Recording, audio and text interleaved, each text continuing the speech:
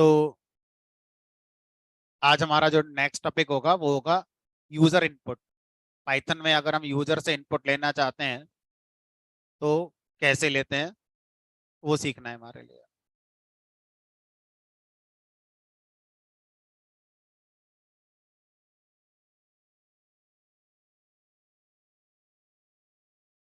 User input. तो मान लीजिए मैंने यहाँ पर क्या करा, कोई एक मैसेज प्रिंट कराया पहले, हाय। उसके बाद फिर अब मैं सीखना चाहता हूँ यूजर से इनपुट लेना। और यूजर से पाइथन में इनपुट लेने के लिए एक फंक्शन होता है और उस फंक्शन का नाम भी क्या है, इनपुट। जैसे अगर आपने कभी सी पढ़ी है तो वहाँ स्कैनएफ होता था, है ना, जावा में स्कैनर होता था। इसी तरह से पाइथन के अंदर अगर हम यूजर से इनपुट लेना चाहते हैं तो इनपुट नाम से फंक्शन होता है। इनपुट फंक्शन कॉल करेंगे, उसके बाद फिर आगे का जो भी आपको प्रोग्राम कंटिन्यू करना है वो आप कर सकते हैं। तो अभी हमने जो लिखा है वो एरर तो नहीं है, लेकिन वो कंप्लीट भी नहीं है ना, क्योंकि इतना अगर हम लिखेंगे तो बहुत ज्यादा सेंसिबल नहीं है कोड ये वाला। तो अभी टोटल 3 लाइंस मैंने अपने कोड में लिखी हुई हैं। फर्स्ट लाइन पर कमेंट है, उसका तो एग्जीक्यूशन होगा ही नहीं। सेकंड लाइन पर मैंने एक सिंपली मैसेज प्रिंट कराया, हाय। और सेकंड लाइन पर मैंने यूजर से इनपुट लिया है, ठीक है। और थर्ड लाइन पर आपका एक मैसेज प्रिंट कराया, बाय। अब जब मैं प्रोग्राम रन कराता हूं तो इस प्रोग्राम के इंटरप्रिटेशन क्या क्या हो सकते हैं, इस प्रोग्राम के क्या क्या इंटरप्रिटेशन हो सकते हैं, देख कर बताओ।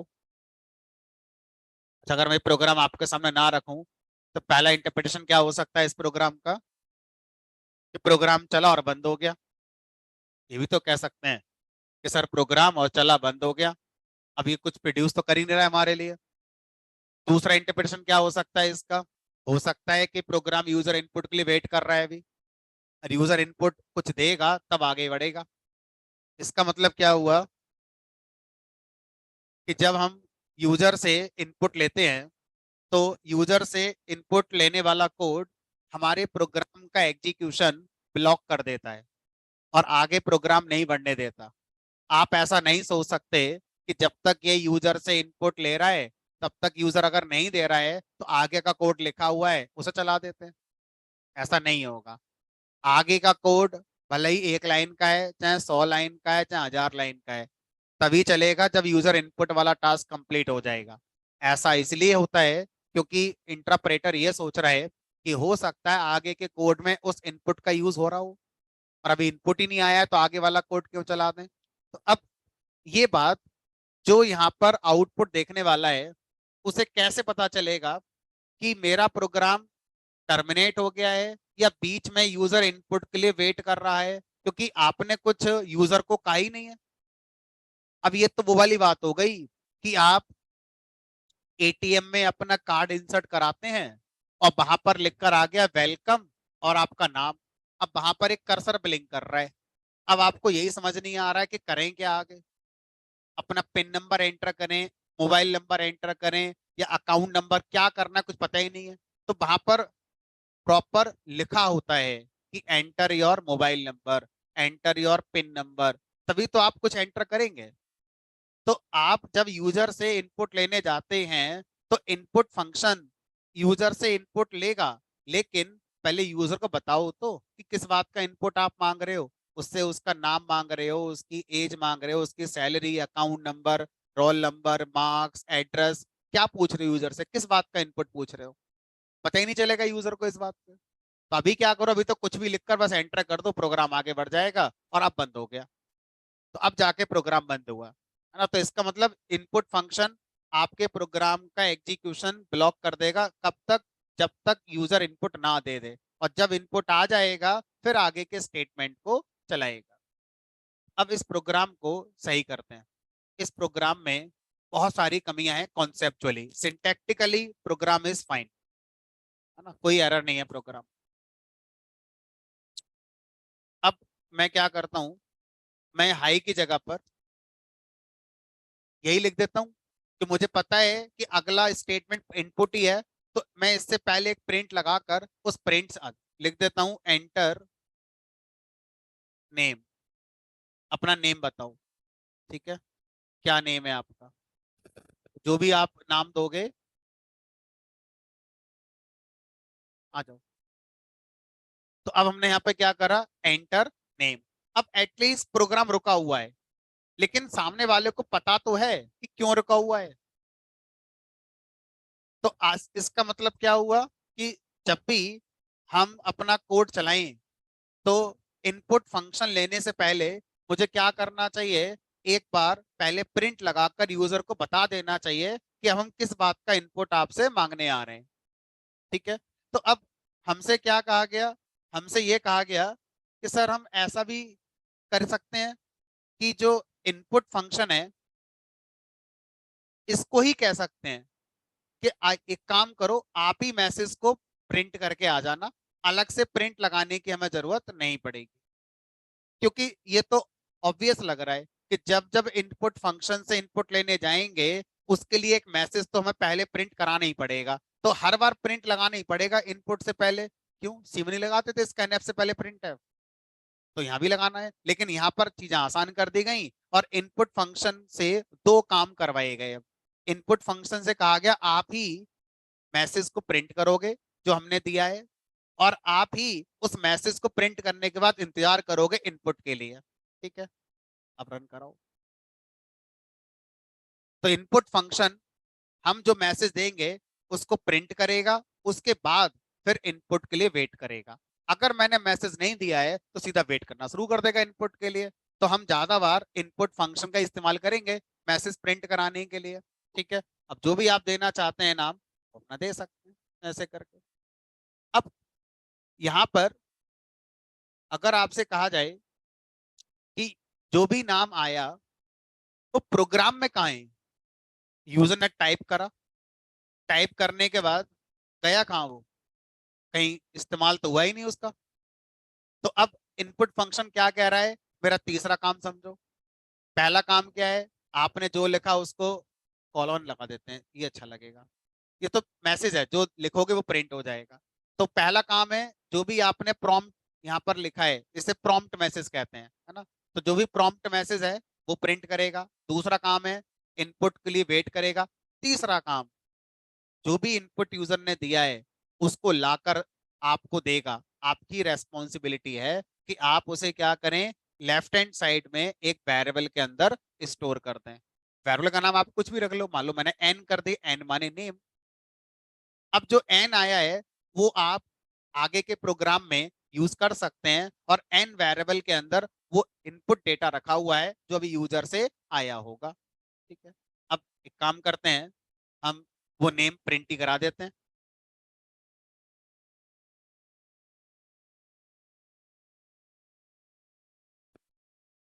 जो भी एन आएगा उसको प्रिंट करा दो। सर करा नहीं रीड, क्यों, हो सकता है भी और लिखो आगे।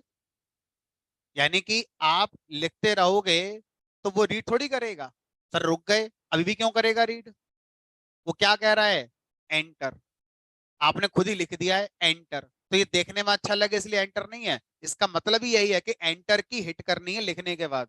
जब तक एंटर की हिट नहीं करोगे इनपुट फंक्शन रीड नहीं करेगा, अभी इंतजार कर रहा है। हो सकता भी और लिखें आगे, हो सकता है लिखें आगे, मान लीजिए लिख दिया आगे। अब जब आपने एंटर हिट करा तो जो भी आपने यहाँ पर नाम दिया है वो नाम रीड करके इस वेरिएबल में स्टोर कर दिया जाएगा। उसके बाद आगे का कोड चलेगा, अब आगे उस वेरिएबल का यूज आप कर रहे हो नहीं कर रहे हो आप जानो। ठीक है, तो इस तरह से हम क्या कर सकते हैं, यूजर से इनपुट अगर लेना हो तो इनपुट लेकर हम आ सकते हैं। अब थोड़ा सा मीनिंगफुल करने की कोशिश करें। अब हमने यूजर से कहा, यूजर हमें आप नाम मत दो, दो नंबर दे दो। एंटर फर्स्ट नंबर, मान लीजिए मैंने इसको ए वेरिएबल में स्टोर कर लिया, और एंटर सेकंड नंबर। ठीक है, अब क्या चाहते हो? हमने कहा बस इन दोनों का सम प्रिंट कर देते हैं आसानी से, ए प्लस। अब हमारा प्रोग्राम चलेगा तो ये प्रोग्राम बस यही काम करने के लिए बनाया गया है कि दो नंबर यूजर से इनपुट करेंगे, एक बार में एक ही नंबर आ सकता है। अभी हम ऐसा नहीं पढ़ पाए हैं या अभी हम वो नहीं सीख रहे हैं जिसमें एक इनपुट फंक्शन एक से ज्यादा इनपुट एक बार में ले आए। अभी एक इनपुट फंक्शन से एक ही इनपुट आएगा। अगर आपको 10 इनपुट चाहिए तो 10 बार इनपुट फंक्शन अभी के लिए लिखना ही पड़ेगा। अगर आपको 100 इनपुट मांगने हैं यूजर से तो 100 बार इनपुट फंक्शन कॉल करना ही होगा। बट पूरी पाइथन पढ़ने के बाद शायद इसका सोल्यूशन भी मिल जाएगा हमारे लिए, अभी नहीं है हमारे पास। एंटर फर्स्ट नंबर, मैंने कहा जी 5। एंटर सेकंड नंबर, मैंने कहा 6। अब जैसे ही मैं भी एंटर करूंगा, क्या हो गया होगा? 5 जाके ए में स्टोर हो गया होगा। अभी जैसे ही मैं एंटर करूंगा 6 जाकर बी में स्टोर हो जाएगा। आगे का कोड चलेगा, ए प्लस बी का रिजल्ट जो आप सोच रहे हो वो नहीं आएगा। रिजल्ट आ गया 56। लेकिन शायद आप जानते हो कि ये रिजल्ट क्यों आया। अब कल जो मैंने आपको बताया था जाते जाते वो आज प्रैक्टिकल दिख रहा है। यूजर से हम जब भी इनपुट लेकर आते हैं हमें वो स्ट्रिंग में ही दिया जाता है। अब मेरे हाथ में कंट्रोल नहीं है कि मैं ऐसे लिखूंगा, मैं तो यूजर से मांग रहा हूँ। ठीक है, तो अब यूजर भी इंटीजर ही टाइप कर रहा है कीबोर्ड से जब लिख रहा है इनपुट देते समय। लेकिन पाइथन का जो सिस्टम है वो ये कह रहा है कि हमने जब पढ़ा तो स्ट्रिंग में पढ़ा और आपको जब दिया तो स्ट्रिंग में ही दिया। तो अब दो स्ट्रिंग पर कोई ऑपरेशन तो हो नहीं सकते। ये तो नसीब अच्छा था कि हमने प्लस कर लिया था। अगर मैं इसका मल्टीप्लाई कर देता ये तो मना ही कर देता, क्योंकि दो स्ट्रिंग पर मल्टीप्लाई तो होता ही नहीं है, एरर आ जाती है। तो सर कोई ऑपरेशन नहीं होगा, वो तो प्लस है, कॉन्कैटिनेशन हो भी गया, सब में एरर आ जाएगी। तो सर ये बताओ अगर कोई हमसे ये कहते पाइथन में ये बना दो, तो हमसे तो बनेगा ही नहीं, क्योंकि यूजर जो भी नंबर दे रहा है वो तो सब स्ट्रिंग में आ रहे होंगे प्रोग्राम के अंदर। हमने कहा हाँ, है ना। तो अब मैंने इसका सोल्यूशन आपको बता दिया है, कल ही पढ़ाया था, टाइप कन्वर्जन। टाइप कन्वर्जन की नीड यहाँ आती है। अगर टाइप कन्वर्जन मैंने कल आपको नहीं पढ़ाया होता तो इसका आंसर आपके पास आज होता नहीं। क्या पढ़ाया था टाइप कन्वर्जन में? स्ट्रिंग को इंट में कन्वर्ट कर सकते हो, स्ट्रिंग को फ्लोट में कन्वर्ट कर सकते हो, इसी तरह के और भी पढ़ाए थे। ज्यादा काम के यही निकले हमारे आज। तो अब यूजर से जो इनपुट मिल रहा है वो एज स्ट्रिंग मिलेगा, भले ही यूजर ने उसको टाइप इंटीजर ही किया था। अब मुझे अपने प्रोग्राम में उसे कन्वर्ट करना होगा, किसमें? इंटीजर में या फ्लोट में, जो आपको सही लगता है अपने कॉन्सेप्ट के हिसाब से आप उसमें कन्वर्ट कर लीजिए। हम इंट में कर लेते हैं। तो कल इंट फंक्शन का हमने यूज करा था कन्वर्ट करने के लिए, और इंट फंक्शन में क्या पास करते हैं? वो स्ट्रिंग जिसको हम कन्वर्ट करना चाहते हैं इंटीजर में। अगर वो स्ट्रिंग किसी वेरिएबल में रखी हुई है तो आप वेरिएबल ही पास कर सकते हो, हमने वेरिएबल पास कर दिया। अब इंट फंक्शन क्या करेगा? इस स्ट्रिंग को इंटीजर में एक नई कॉपी बनाएगा और हमें वापस कर देगा नई कॉपी। हमने उसे सी में स्टोर कर लिया। मेमोरी में ए पड़ा होगा एज ए स्ट्रिंग, अब उसकी कॉपी बन गई होगी एज इंटीजर जो हमने सी में स्टोर कर लिया है। अब इसी तरह से सर जो बी है उसका भी इंटीजर बना लेते हैं और इसकी कॉपी बनाकर डी में रख लेते हैं। अब जो भी कैलकुलेशन करनी है वो सी और डी पे करिए, ए और बी पर तो नहीं होगी, है ना।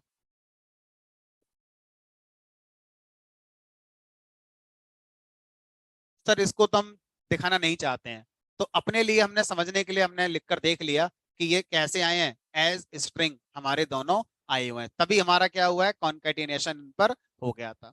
ठीक है। अब यूजर इनपुट का जो कॉन्सेप्ट है ये हमारी समझ में आना शुरू हो गया। अगर हम बात करें तो हमें इनपुट फंक्शन का कॉन्सेप्ट मिलता है, और यहाँ पर आप अपना एक मैसेज पास करते हैं और हमें इस इनपुट फंक्शन से जो भी मिलता है वो एज ए स्ट्रिंग मिल जाता है। तो अगर हम इसके एक छोटे से सिंटैक्स की बात करें तो सिंटैक्स इस तरह से कुछ आपको फील होगा कि इनपुट फंक्शन हमसे एक मैसेज मांगता है और फिर इस मैसेज को प्रिंट करता है। फिर यूजर जो भी इनपुट लिखेगा एंटर हिट करेगा तो एंटर की से पहले जितना भी यूजर ने लिखा था उस सबको रीड करके एक स्ट्रिंग में लाकर मुझे दे देगा। ठीक है, इस बात को शब्दों में लिख लेते हैं। तो इनपुट फंक्शन क्या करता है? It first prints the given message, जो आपने मैसेज दिया है पहले उसको प्रिंट करता है, अगर दिया है तो। अगर नहीं दिया है तो ये वाला लाइन खत्म हो जाएगा, इस वाली लाइन का मतलब नहीं है कोई, ठीक है। Then wait for user input, उसके बाद यूजर इनपुट के लिए वेट करता है। उसके बाद read input when user hits enter key and return it as string. और जो भी यूजर ने एंटर की हिट करी थी उस समय जो भी इनपुट अवेलेबल था उसको रीड करता है और एज स्ट्रिंग रिटर्न कर देता है प्रोग्राम में। अब आपकी रेस्पॉन्सिबिलिटी है कि आप क्या करें, उसको एक वेरिएबल में स्टोर करें। अगर मैं वेरिएबल में स्टोर नहीं करूंगा तो एरर नहीं आएगी, लेकिन नुकसान आप अपना कर लोगे कि जो वैल्यू आई थी वो आपकी लॉस हो गई, क्योंकि आपका यूज ही नहीं है कहीं प्रोग्राम में, वेरिएबल आपने बनाया ही नहीं है। ठीक है, तो आपको ऐसा करना चाहिए। ठीक है, अब आपको ध्यान क्या रखना है इस बात का।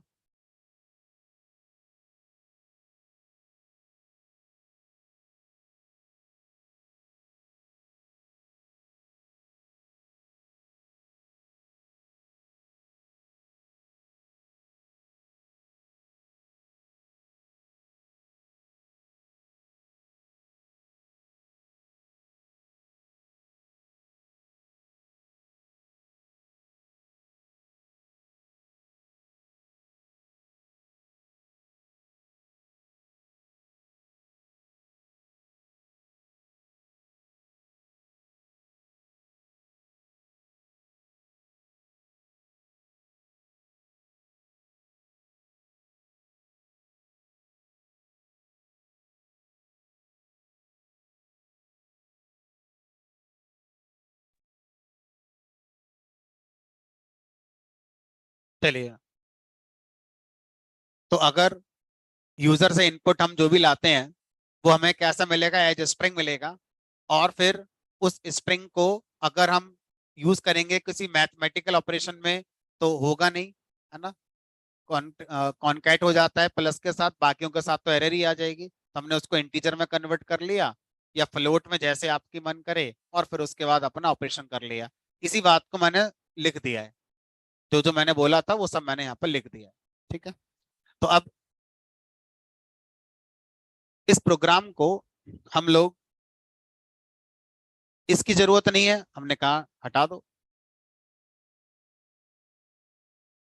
अब ये जो इंट फंक्शन है, इससे हमने ये कहा कि आपको अगर हम वेरिएबल ना दें, सीधा इनपुट फंक्शन से जो रिजल्ट आएगा आपको ही दे दें, तो इसने का कोई बात नहीं, मैं इनपुट फंक्शन से रिसीव कर लूंगा स्ट्रिंग के लिए। तो हमने क्या करा, इन दोनों को कनेक्ट करने के लिए बीच में ये जो ए वेरिएबल का सहारा ले रखा है, इस ए वेरिएबल को हम हटाने की कोशिश कर रहे हैं। तो कैसे हटाओगे, हमने क्या करा, इस इनपुट फंक्शन वाले एक्सप्रेशन को यहाँ से कट करा और सीधा इंट फंक्शन में पास कर दिया उस जगह पर जहां पर वो हमसे स्ट्रिंग मांग रहा था, ये हमने यहाँ लिख दिया। ठीक है, तो अब इस लाइन के कितने मीनिंग हो गए। हमने कहा इस लाइन में सबसे पहला काम होगा इनपुट फंक्शन का एग्जीक्यूशन होना, और इनपुट फंक्शन के एग्जीक्यूशन में क्या होगा, पहले मैसेज प्रिंट करेगा, फिर यूजर जो नंबर देगा उसको एज ए स्ट्रिंग पढ़ेगा। अब इनपुट फंक्शन काम खत्म हो गया। अब जो स्ट्रिंग आई वो किसने कैच कर ली, इंट फंक्शन ने कैच कर ली, फिर इंट फंक्शन ने उस स्ट्रिंग का इंटीजर बना दिया और बनाकर किसको दे दिया, इस वेरिएबल को दे दिया। काम वही हो रहा है, एक लाइन कम हो गई मेरी बस प्रोग्राम से। तो एक काम करते हैं, फिर दूसरे वाले को भी ऐसे ही कर लेते हैं। ने कहा दूसरे वाले को भी ऐसे ही कर लेते हैं। क्या फायदा, हमने कहा दो लाइन बचा ली आपने, अपने फायदा कुछ नहीं है। काम वो सारे हो रहे हैं जो इससे पहले वाले में भी कर रहे थे, जिसको जैसे समझ में आ जाए वैसे कर ले। तो मैं ये कहता हूँ शुरू के 6-7 प्रोग्राम इससे पहले वाली जो अप्रोच थी उससे बना लो। जब अच्छे से दिमाग में सेट हो जाएंगी चीजें, आपको समझ में आना शुरू हो जाएगा, तो फिर इस वाली अप्रोच पे चले जाना। इसमें अब आपको सब पता है कि क्या हो रहा है, कैसे हो रहा है। लेकिन पहली बार में ये अप्रोच आप यूज करेंगे तो समझ में कुछ नहीं आता है कि क्या हो रहा है क्या नहीं हो रहा है। ठीक है, तो शुरू के प्रोग्राम कुछ आप इससे पहले जो अप्रोच लिखी थी अलग अलग वाली वैसे ही बनाए, ताकि आपको पता रहेगा कि यूजर से जो आया है वो स्ट्रिंग है, मैं उसको इंट में या फ्लोट में कन्वर्ट कर रहा हूँ, उसके बाद फिर उस पर ऑपरेशन हो रहा है। यही चीज मैं इस प्रोग्राम में भी कर ही रहा हूँ। ठीक है, चलो अब अगर हम बात करें,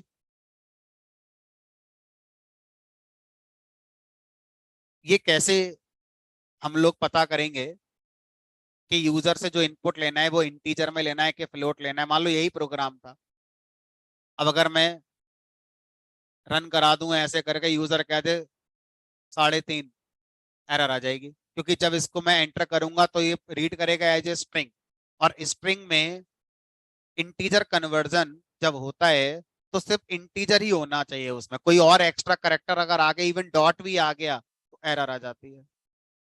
तो अब हम क्या करेंगे, अपने प्रोग्राम में फ्लोट लेके चलेंगे, स्ट्रिंग को किसमें कन्वर्ट करेंगे, फ्लोट में।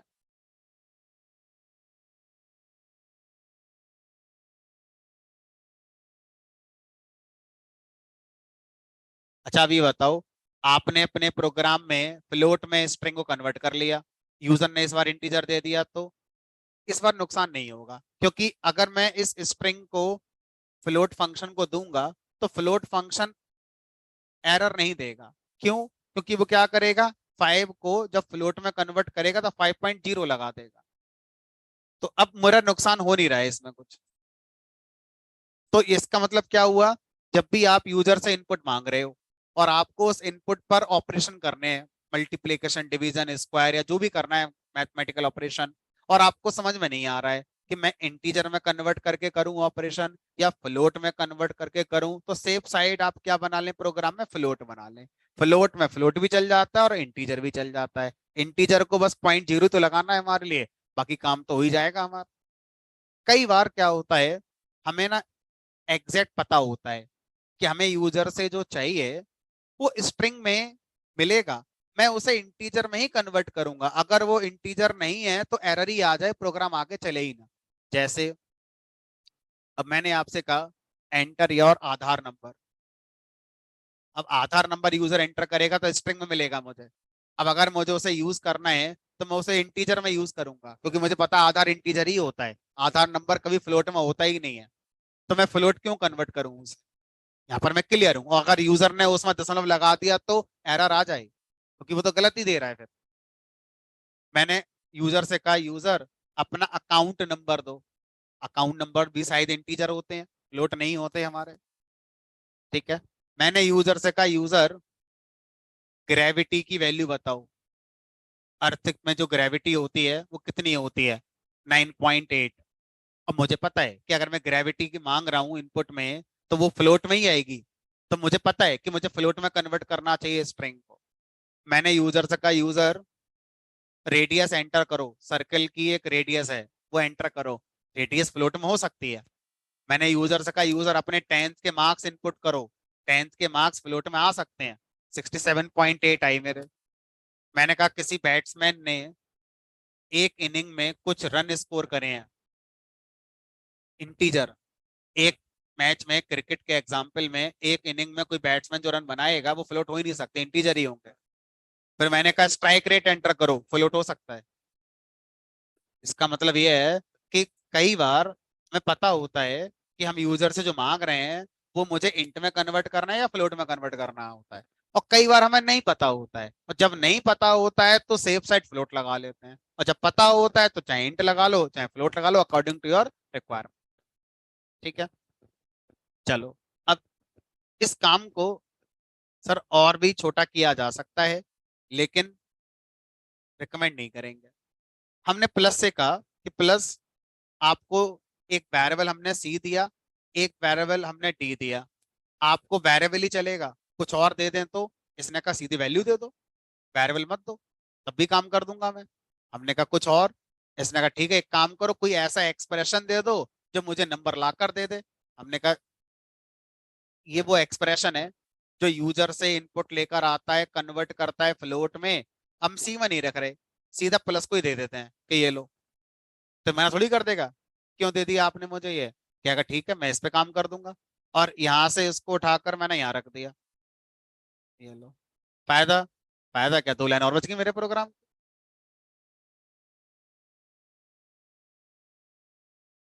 अब आप, आपने कभी अगर सी पढ़ी है तो एक लाइन पे तो फॉर्मेलिटी होती है, हैश इंक्लूड स्टूडेंट राइट। यहाँ पे एक पे काम ही खत्म हो गया पूरा, एक ही लाइन में पूरा प्रोग्राम लिख दिया। लेकिन इस प्रोग्राम के ड्रॉबैक्स, पहला, रीडेबिलिटी खराब हो गई। जिसने लिखा है उसे ही पता है वो क्या कर रहा है, कोई दूसरा पढ़ेगा तो उसे बहुत टाइम लग जाएगा समझने में कि क्या काम करा जा रहा है इसमें। और दूसरी प्रॉब्लम क्या है इसमें, जो अभी यूजर से नंबर आए थे उनको मुझे मल्टीप्लाई भी करना है। तो अगली लाइन पर मैं मल्टीप्लाई के साथ कैसे यूज करूंगा, क्योंकि मैंने कहीं संभाल कर वेरिएबल में रखा ही नहीं उन्हें। तो अब मुझे यूजर से फिर मांगने पड़ जाएंगे। अगर मुझे वही नंबर की मल्टीप्लाई करनी थी तो यूजर, फ्रस्ट्रेशन होगी यूजर को कि अभी तो दिए थे नंबर फिर मांगने लगे मुझसे। अलग नंबर देने हैं तो समझ में आता है दोबारा मांग लो, वही नंबर दोबारा क्यों मांग रहे हो मुझसे। तो इसका मतलब ये हुआ कि ये सिंगल लाइन का प्रोग्राम हो जरूर गया है, लेकिन एक अच्छी अप्रोच नहीं है। आपको हमेशा यूजर इनपुट को लाकर एक वेरिएबल में रखना चाहिए। अगर आपको क्लियर है कि मुझे हमेशा उस इनपुट को एज इंटीजर या फ्लोट ही यूज करना होगा, तो उसी समय कन्वर्ट करके रख लो वेरिएबल में। और आपको भी क्लियर नहीं है कि यूजर इनपुट जो आ रहा है मैं उसको कन्वर्ट आगे इंटीजर में करूं या ना करूं, तो उस समय मत करो कन्वर्ट, बस इनपुट आया और एक वेरिएबल में संभाल कर उसे रख लिया। जब जरूरत पड़ेगी तब कन्वर्ट कर लेना आप बाद में आगे जाकर। ठीक है, तो इस तरह से हम लोग डिसाइड करते हैं कि क्या करना क्या नहीं करना। Possible approach but not feasible, है ना।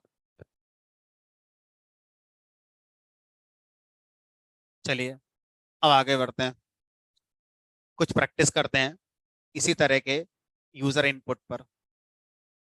अगर आपसे कहा जाए कि मैं यूजर से एक एक्सप्रेशन इनपुट लेना चाहता हूं, लाइक कैलकुलेटर। मैंने यहाँ लिखा 4 - 2 + 9 ये पूरा एक्सप्रेशन चल रहा है हमारा, इक्वल टू पे क्लिक कर दिया, आ गया ये पूरा एक्सप्रेशन आ गया हमारा एक तरीके से। तो अब मैं यूजर से यही कहूंगा, यूजर कोई एक्सप्रेशन इनपुट करो, हम उसका सीधा आंसर आपको बताएंगे। तो अब इस बार आपने यूजर से इनपुट करने के लिए कहा, एंटर एन एक्सप्रेशन। अभी मैं कुछ नहीं कर रहा हूं, अभी बस मैं एक वेरिएबल में स्टोर करके उसको रख लेता हूँ। ठीक है, और मैं अभी बस उसे प्रिंट कराऊंगा और कुछ नहीं करूंगा। तो यूजर लाइक दिस, 4 + 5 - 1, स्पेस कहीं नहीं लगाना है, कॉमा कहीं लगाना है। तो एक्सप्रेशन का मतलब सिंबल होंगे अर्थमेटिक वाले और आपके नंबर्स होंगे। आप जितना करना चाहते हो उतना कर सकते हो। मल्टीप्लाई, पैरेंथेसिस लगा सकते हो, है ना, क्योंकि ये एक्सप्रेशन का पार्ट है। 5/2 + 7, जो लिखना लिख लो, क्या फर्क पड़ता है। अब अगर मैं एक एक्सप्रेशन यूजर से इनपुट कराऊं तो आपके सामने समस्या क्या आएगी कि सर इस एक्सप्रेशन को आप ना तो इंटीजर में कन्वर्ट कर सकते हो ना फ्लोट में कर सकते हो, क्योंकि दोनों का रूल क्या था कि इंटीजर उसी स्ट्रिंग का बनेगा जिसमें सब इंटीजर हो। ये तो प्लस भी है माइनस भी है, एरर आ जाएगी। प्लस माइनस सिंबल अगर किसी स्ट्रिंग में क्योंकि ये पूरी की पूरी एक सिंगल स्ट्रिंग रीड करी जाएगी जैसी मैं एंटर करूंगा, और जैसी मैं इसको इंटीजर को दूंगा या फ्लोट को दूंगा वैसी क्या आ जाएगी, हमारी एरर आ जाएगी। तो अगर मैं अपने प्रोग्राम में ऐसे लिखूंगा अभी तक सही है, और ये पूरा का पूरा अगर मैं इसका टाइप दिखा भी दूं इस बार, ऑब्वियस है तो जो आप लिख रहे हो यहाँ पर वो एक स्ट्रिंग बनकर आ रहा है। ठीक है, अब जैसे ही आपने सोचा कि चलो एक काम करते हैं, इसका कन्वर्जन करते हैं,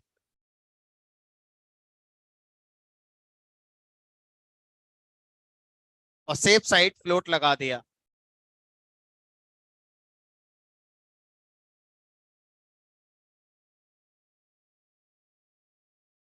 वैसे ही आपका खेल बिगड़ने वाला है।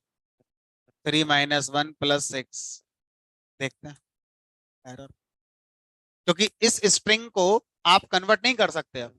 तो इसका मतलब तो ये हो गया कि हम यूजर से कोई एक्सप्रेशन इनपुट कराना चाहें तो नहीं करा सकते, अलग अलग नंबर ही इनपुट करा सकते हैं। और हमने जो पहले से लिखा हुआ है प्रोग्राम में एक्सप्रेशन प्लस माइनस करने का, उसी का आउटपुट से देखना ही पड़ेगा। तो अब ऐसे में कितने प्रोग्राम बनाऊंगा, मुझे क्या पता यूजर क्या चाह रहा है। आप अगर यूजर को ये फैसिलिटी देना चाहते हैं तो पाइथन ने एक फंक्शन दिया जिसका नाम है इवेल्युएट। इवेल फंक्शन का प्रोनाउंसिएशन होता है इवेल्युएशन, इवेल्युएट करना। मतलब जो भी आप इसे स्ट्रिंग देंगे, उस स्ट्रिंग में जो एक्सप्रेशन लिखा हुआ है उसको ये इवेल्युएट करेगा, यानी अपने अंदर जाएगा, इफ एल्स लगाएगा और अपने आप से जाके चीजों को प्लस माइनस करके कन्वर्ट करके लाकर आपको दे देगा। तो इवेल फंक्शन का यूज करके इस काम को आसानी से किया जा सकता है।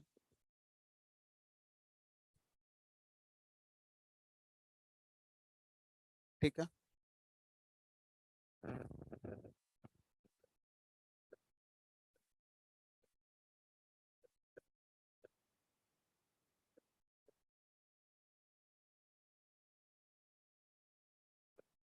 चलिए तो अब इस प्रोग्राम को रन करते हैं और यहाँ लिख देते हैं कुछ भी, 3 + 7 मल्टीप्लाई ब्रैकेट में 5/2 -1 मल्टीप्लाई 9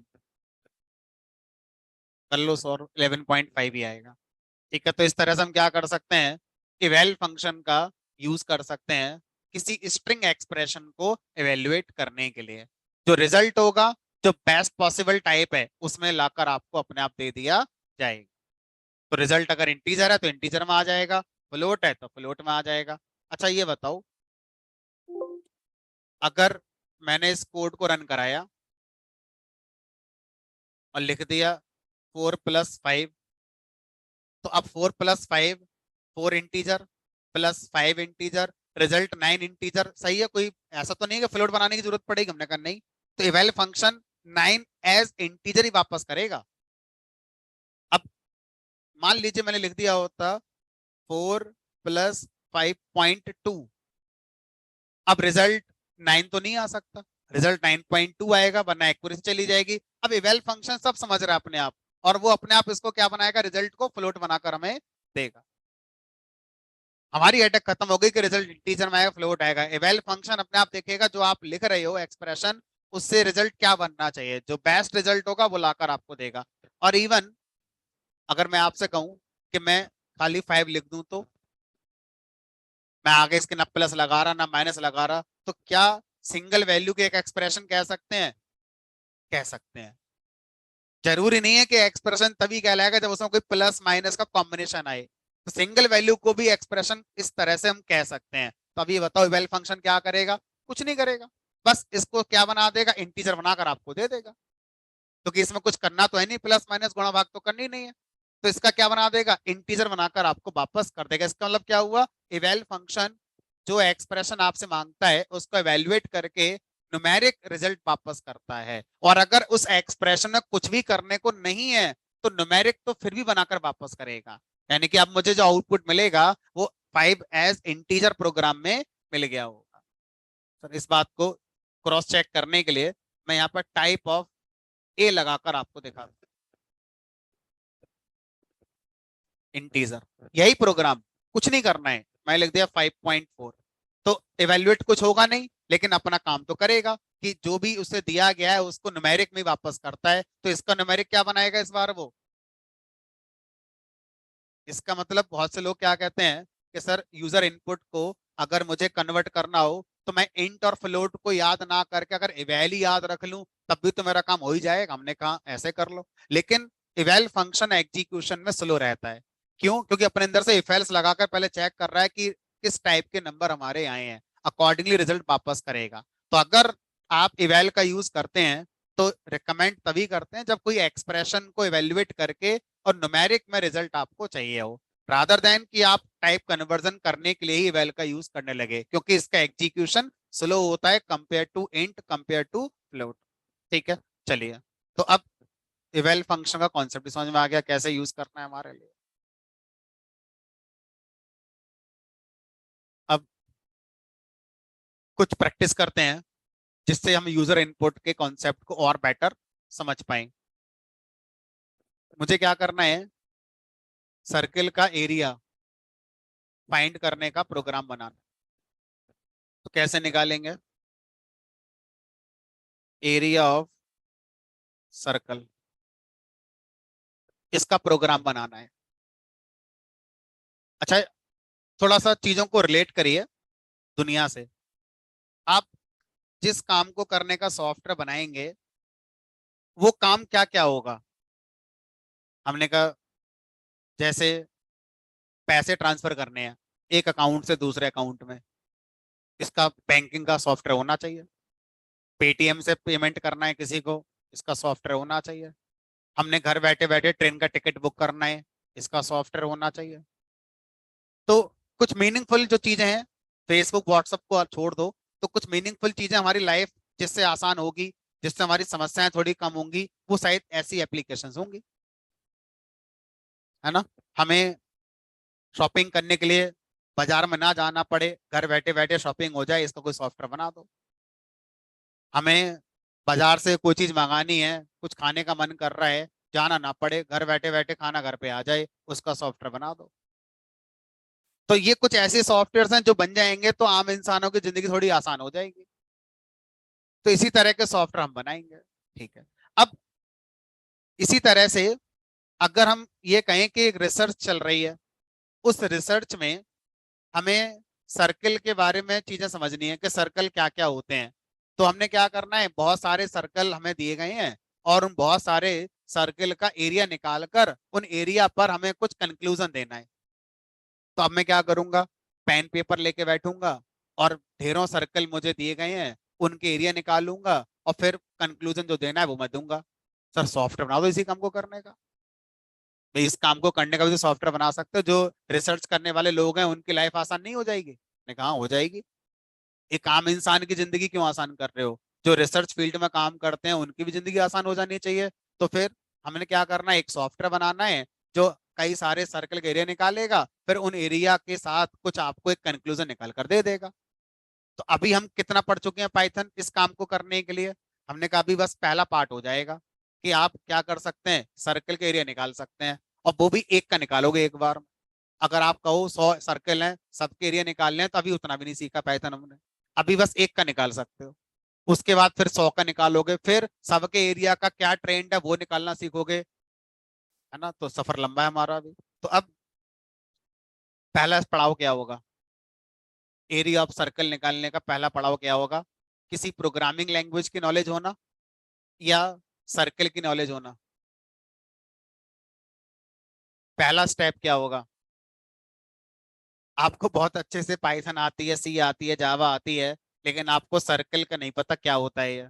तो आपकी पाइथन की नॉलेज किस काम की फिर, क्योंकि प्रोग्राम तो आपसे फिर भी नहीं बनेगा। तो सबसे पहले आपको क्या आना है, जिस प्रॉब्लम को आप अपने कोड में ऑटोमेट करना चाहते हैं, उस प्रॉब्लम का कागज में क्या सॉल्यूशन होता है, वो सॉल्यूशन आपको कागज में पता होना चाहिए। मुझे पता है pi r square. Pi r square ये क्या है? एरिया ऑफ सर्कल निकालने का फार्मूला। कैसे पता चला आपको? गणित ने बताया। पाइथन की किसी किताब में नहीं लिखा है ये बात, ये गणित ने बताई हमारे लिए कि सर्कल का एरिया पाई आर स्क्वायर होता है। अब इसका मतलब हमें लॉजिक पता चल गया। लॉजिक का मतलब जो सॉल्यूशन है वो पता चल गया। क्या है? Pi r square, pi into are. अब इसमें ये पता करो कि इस प्रोग्राम को जब मैं रन कराऊंगा तो पाई आर स्क्वायर में पाई आर ये दो इनपुट चाहिए मुझे। अब मैं पहले से मान लूंगा तो फिर प्रोग्राम जितनी बार चलाऊंगा उतनी बार उन्हीं वैल्यूज पर पाई आर स्क्वायर का रिजल्ट आ जाएगा। मैं चाहता हूँ थोड़ा अच्छा करा जाए, और जब जब प्रोग्राम चले तब तब अलग अलग वैल्यू आए पाई और आर की, और फिर अलग अलग सर्कल निकल जाए। तो किसी ने कहा कि पाई की वैल्यू नहीं बदलती है, वो तो हर बार सेम ही रहनी है। रेडियस, आर माने रेडियस, रेडियस हर बार बदल सकती है, सर्कल की रेडियस बदलने पर उसका एरिया बदल जाएगा, लेकिन इस बात का पाई की वैल्यू से कोई मतलब नहीं है। वो एक कांस्टेंट वैल्यू होती है जो 3.14 या 22/7 गणित ने बता रखी है। इसका मतलब हमारे लॉजिक में है तो दो इनपुट, लेकिन एक इनपुट ऐसा है जो हर बार सेम ही रहना है, तो उसको बार बार क्या पूछना है यूजर से? जो चीजें हर बार एक जैसी रहनी है, यूजर को परेशान नहीं करना चाहिए, पहले से फिक्स कर दो प्रोग्राम के अंदर। ठीक है। तो मैंने एक वेरिएबल बना दिया पाई नाम से। जरूरी है इसका नाम पाई रखना? मैंने कहा नहीं, इसका नाम आई रख लो, लेकिन आई में साइंस नहीं आएगा, पाई में साइंस आ जाएगा। ठीक है, तो वेरिएबल का नाम हम वही रखना चाहिए जिसके लिए हम बना रहे हैं वो, और इसकी वैल्यू हमने फिक्स कर दी 3.14। ठीक है, अब सर रेडियस चाहिए, तो रेडियस के लिए हमने आर नाम का बना लिया वेरिएबल। सर इसको यूजर से मांग लो। अब यूजर से मांगने के लिए हमें पता है इनपुट फंक्शन होता है, अभी पढ़ा है, लेकिन हमें ये भी पता है कि पाई आर स्क्वायर में आर की मल्टीप्लाई पाई से तभी हो पाएगी जब रेडियस कैसी हो, न्यूमेरिक हो। और यूजर से जब मैं मांगूंगा रेडियस, यूजर तो देगा नंबर ही, लेकिन मुझे प्रोग्राम में क्या मिलेगा, स्ट्रिंग। तो मुझे क्या करना हो, उसका कन्वर्जन करना पड़ेगा। तो अब सोच रहे हैं कि कन्वर्जन इंटीजर में करेंगे फ्लोट में करें, तो रेडियस तो फ्लोट में हो सकती है ना, तो हमने फ्लोट ही सोच लिया पहले से ही।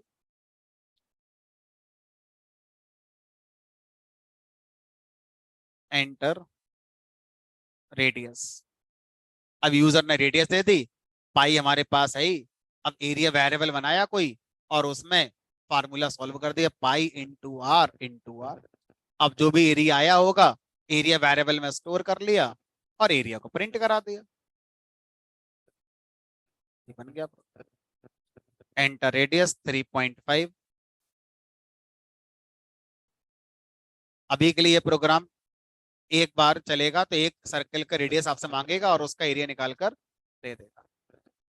अब देखो, यहाँ पर एक नई चीज सीखने को मिलेगी हमारे लिए। पहली बार रेडियस डेसिमल पॉइंट, जो एरिया आया है वो डेसिमल पॉइंट के 3 प्लेस पर आया है। अगली बार जो आया है वो डेसिमल पॉइंट के 4 प्लेस पर आया है। तो कभी ऐसा भी हो सकता है 5 प्लेस पर आए, कभी 6 पे भी आ सकता है, डिपेंड करेगा कि आपकी कैलकुलेशन क्या चल रही है। सर इसको लिमिट कर दो कि कुछ भी हो, डेसिमल पॉइंट के 2 प्लेसेस पर ही मैं अपना एरिया प्रिंट कराऊंगा। तो पाइथन में एक फंक्शन होता है राउंड। राउंड फंक्शन कहता है आप मुझे फ्लोटिंग दो, मैं उसको इंटीजर, सॉरी, मैं उसको इंटीजर बना सकता हूं, या मैं उसको डेसिमल पॉइंट पर लिमिट कर सकता हूं। तो अगर आपने floating number comma number of places बताए, तो इसका मतलब है ये वैल्यू जो भी होगी वो डेसिमल पॉइंट के 2 प्लेसेस तक राउंड कर दी जाएगी।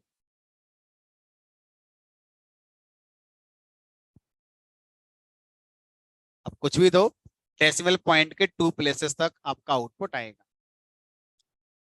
और अगर आप ये नहीं दोगे तो इंटीजर में राउंड कर दी जाएगी। ठीक है, तो ये हमें देना चाहिए। चलिए, तो इस तरह से हमने एरिया ऑफ सर्कल का प्रोग्राम बना दिया। अब रियल टाइम पे क्या होना चाहिए, एक बड़ी पिक्चर अगर मैं देखूं, तो बड़ी पिक्चर में आप ये देखो, एक एक्सेल शीट होगी मेरे पास। उस एक्सेल शीट में हमारे पास बहुत सारे सर्कल की रेडियस पड़ी होंगी, यहाँ पर, यहाँ पर, यहाँ पर, ऐसे करके पड़ी होंगी। अब आपका प्रोग्राम क्या करे, इस एक्सेल फाइल को पढ़े और इसमें रेडियस कॉलम से एक एक वैल्यू को निकाले और यही लॉजिक सब पे लगा दे। उसके बाद जो रिजल्ट है, चाहे तो वापस से एक नया कॉलम बना दे एरिया, और यहाँ पे जाके राइट कर दे। ये बड़ी पिक्चर हो गई इस काम को करने के। तो अभी आगे चलकर हो सकता है यहाँ तक पहुंच ही जाए, अभी तक जितना पहुंचे हैं उसमें ये सब नहीं है। उसमें तो आपको एक वैल्यू एक बार में देनी पड़ेगी और उसका रिजल्ट निकल कर आपका आ जाएगा। ठीक है, चलो अब आगे चलते हैं।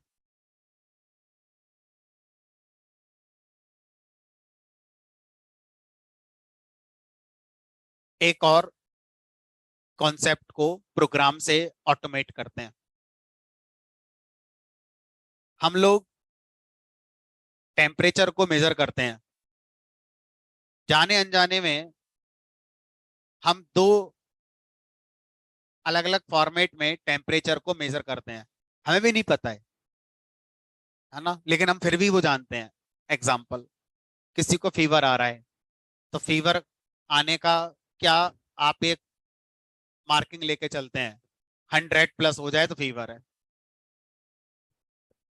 अभी टेम्परेचर कितना है हमारा, वेदर वेदर वाला टेम्परेचर कितना है सर, होगा 30 के आसपास, 20, 30, 25 होगा। दोनों चीजें हमारी लाइफ से जुड़ी हुई हैं कि सर कश्मीर का वेदर इस समय होगा 2 डिग्री, या कहीं चले जाओ तो वहां पर, अब जैसे डीएलएफ या ग्रैंड वेनिस में चले जाओ मॉलों में, तो अंदर बर्फ वाला खेल शुरू कर दिया इन लोगों ने, -5 डिग्री, -10 डिग्री, है ना। तो अब देखो हमारी लाइफ में ये दो शब्द जुड़े हुए हैं टेम्परेचर वाले। बॉडी का टेम्परेचर 100, 100 पता, 100 माने उबलना, नहीं उबलना नहीं होता 100 माने, यही तो पढ़ाया था आपने। अब यहाँ पर खेल किसका आया, यूनिट का। जो 100 है वो सेंटीग्रेड नहीं है, सेल्सियस नहीं है, वो फ़ारेनहाइट होता है। और जो आप वेदर का टेम्परेचर की बात करते हैं 20 -10, वो सेंटीग्रेड में होता है, फ़ारेनहाइट में नहीं होता है। और हम दोनों अपनी लाइफ में इसका यूज कर रहे हैं जाने अनजाने में। तो एक है फ़ारेनहाइट और एक है हमारा सेल्सियस। तो जब हम बॉडी के टेम्परेचर को बताते हैं तो फ़ारेनहाइट में जनरली मेजर किया जाता है मेडिकल टर्म में, रादर देन सेंटीग्रेड या सेल्सियस। और जब हम वेदर के टेम्परेचर की बात करते हैं तो उसको हम मेजर करते हैं जनरली सेल्सियस। सेल्सियस या सेंटीग्रेड एक ही बात है। मुझे प्रोग्राम बनाने को दिया गया कि अगर किसी का बॉडी टेम्परेचर 102 है, जिसको हम कह रहे हैं आसान भाषा फीवर बहुत हाई, उसको उसका सेल्सियस में टेम्परेचर बताओ कितना होगा। प्रोग्राम बनाओ। तो प्रोग्राम क्या करेगा, जब चलेगा तो रन टाइम पर आपसे कहेगा लाओ टेम्परेचर दो फ़ारेनहाइट में, और आपको आउटपुट में क्या दे देगा, ये लो यही टेम्परेचर सेल्सियस। अब इस काम को करने का आपको प्रोग्राम बनाना है, फ़ारेनहाइट टू सेल्सियस।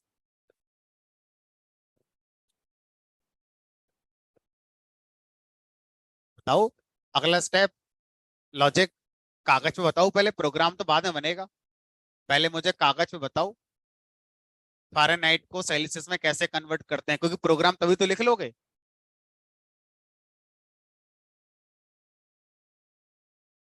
तो अब आप बोलोगे सर ये तो कभी केमिस्ट्री के अंदर या फिजिक्स या मैथ्स में पढ़ा होगा।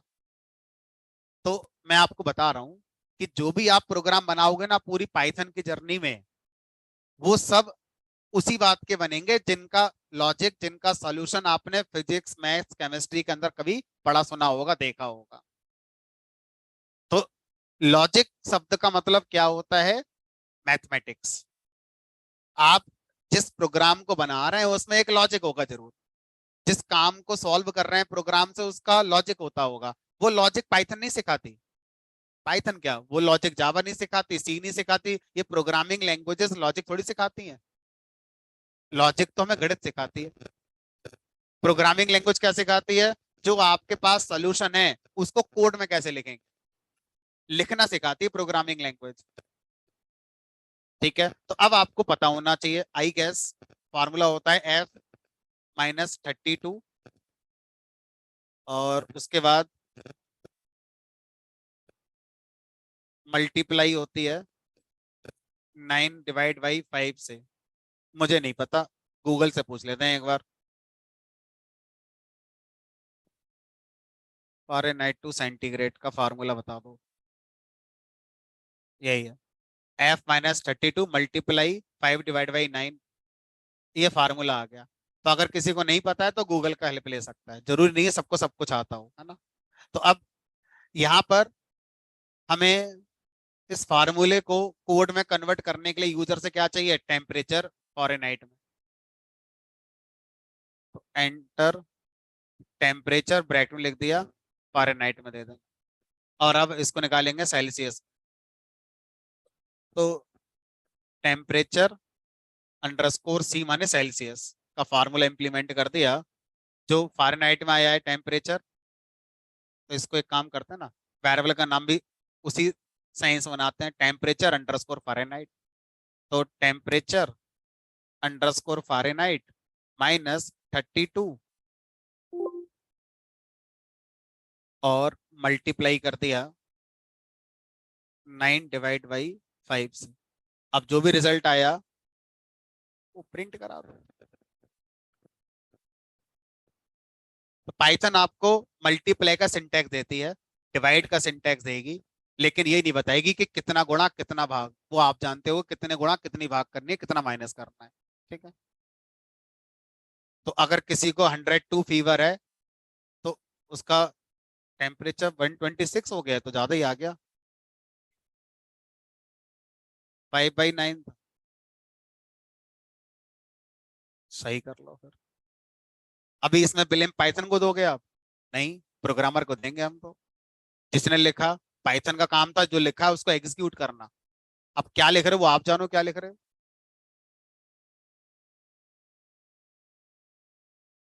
राउंड करना आपको आता है, आप लगा लो।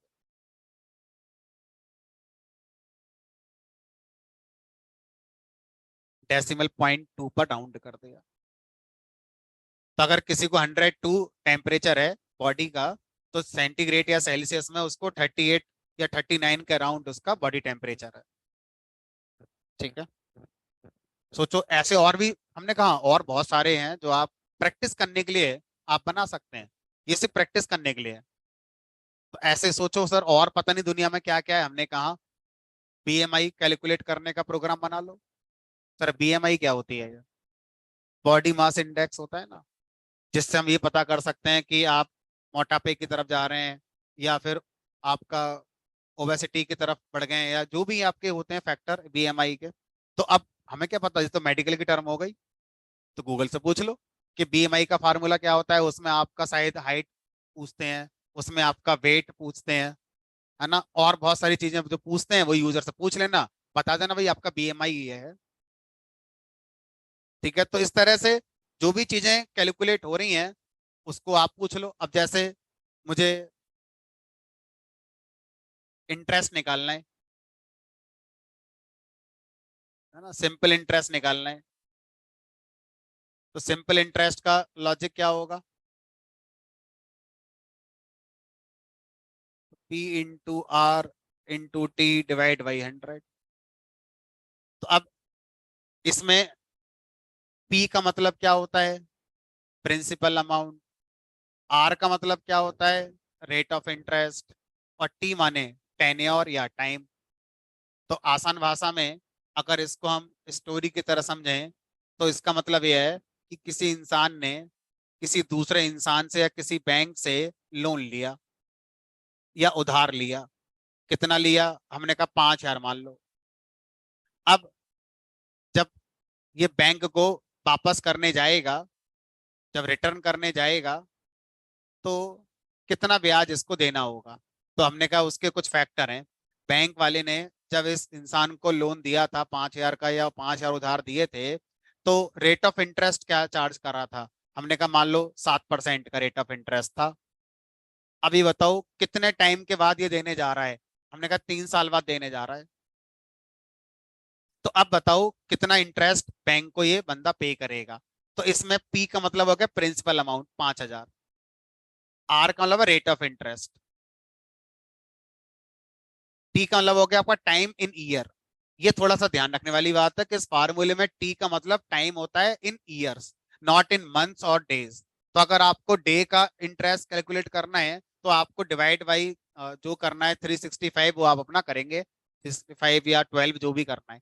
और ये 100 तो 100 ही रहेगा, ये तो कुछ बदलेगा नहीं। तो अब यूजर से तीन बातें पूछ लो: कितना पैसा लिया लोन, क्या रेट ऑफ इंटरेस्ट से लिया लोन आपने, और कितने समय के लिए लिया है। हम आपको बता देंगे कि आपको कितना ब्याज देना पड़ेगा। तो अब ये जो फार्मूला है ये कौन सा है? सिंपल इंटरेस्ट का है। और भी होता, हमने कंपाउंड इंटरेस्ट होता है। कंपाउंड इंटरेस्ट क्या होता है कि 1 साल का जो इंटरेस्ट होगा, ब्याज होगा, वो अगले साल प्रिंसिपल में जोड़ देंगे, और फिर अगले साल का जो ब्याज लगेगा वो टोटल पे लगेगा। तो ब्याज बढ़ जाएगा सर नेक्स्ट ईयर का। उसे बोलते हैं कंपाउंड इंटरेस्ट, ब्याज पर ब्याज। तो हमारा जो फार्मूला है जो आपने मुझे बताया है, ये कंपाउंड इंटरेस्ट का नहीं है, ये सिंपल इंटरेस्ट का है। तो ऐसे सर ईएमआई का भी फार्मूला होता होगा। हमने कहा आपने बैंक से लोन लिया, अब हम मंथली आपको वापस करेंगे। तो बताओ मैं मंथली कितना आपको वापस करूं कि विद ब्याज आपका सारा पैसा पहुंच भी जाए? तो उसके लिए फिर फार्मूला कोई होता होगा ईएमआई निकालने का भी, कि कितना लोन लिया, क्या रेट ऑफ इंटरेस्ट था, कितने टाइम के बाद वापस करोगे, उनका अपना कोई फार्मूला। लेकिन ये वो फार्मूला नहीं है ईएमआई निकालने का। अगर पता है तो आप ईएमआई निकालने का फार्मूला बना लो, है ना। तो इस काम को भी कर सकते हो। चलो फिलहाल यही करते हैं, पीआरटी वाला ही करते हैं। ठीक है। तो अब प्रिंसिपल इनपुट करना है तो मैंने पी मान लिया, और फ्लोट रख लेते हैं, है ना।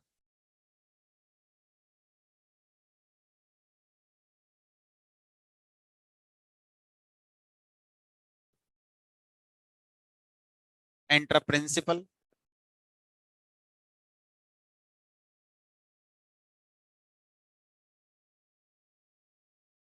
एंटर रेट ऑफ इंटरेस्ट,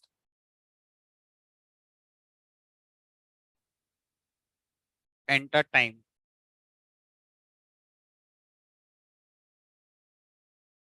अब simple interest equal to P into R into T divide by,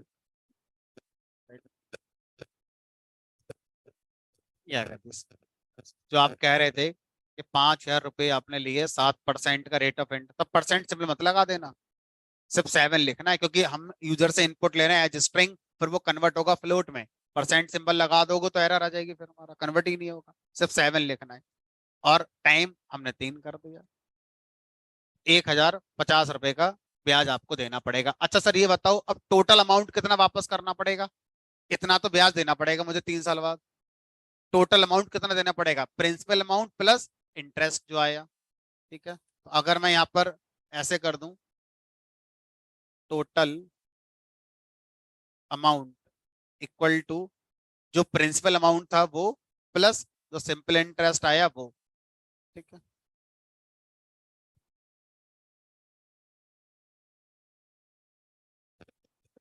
अब इसी में अगर मैं आपसे कहूं कि भाई 5,000, ये 7 हो गया, ये 3 हो गया, तो टोटल 6,050 रुपये आपको देने होंगे। तो इस तरह से हम क्या कर सकते हैं, प्रोग्राम बना सकते हैं। ठीक है? अब अगर मैं आपको सी पढ़ा रहा होता, सी प्लस प्लस पढ़ा रहा होता, जावा पढ़ा रहा होता, या डॉट नेट पढ़ा रहा होता, तो क्या ये सारे प्रोग्राम इन लैंग्वेज में नहीं बन जाते? बनी जाएंगे। तो ऐसी चीज क्या है जो प्रोग्रामिंग लैंग्वेज के बदलने से नहीं बदली? लॉजिक। प्रोग्रामिंग लैंग्वेज बदलने से क्या बदला? सिंटैक्स। अभी मैं आपको सी पढ़ा रहा होता तो यहाँ स्कैन एफ लिख रहा होता, और अभी मैं आपको पढ़ा रहा होता सी प्लस प्लस, तो यहाँ पर इन आउट क्या होते हैं वो लिख रहा होता। जावा पढ़ा रहा होता तो स्कैनर लगा रहा होता, अभी इनपुट स्ट्रीम आउटपुट स्ट्रीम पे काम कर रहा होता। ठीक है, तो अब ये एक इंटरव्यूअर है जो आपका इंटरव्यू लेगा। आप पाइथन पढ़कर गए, आप एक्सपेक्ट कर रहे हो ये मुझसे पाइथन के बारे में ज्यादा क्वेश्चन करे क्योंकि मैंने पाइथन पढ़ी है। लेकिन ये कह रहा है कि 5 साल बाद अगर कोई और नई लैंग्वेज मार्केट में आ गई तो फिर आप कैसे सरवाइव करोगे?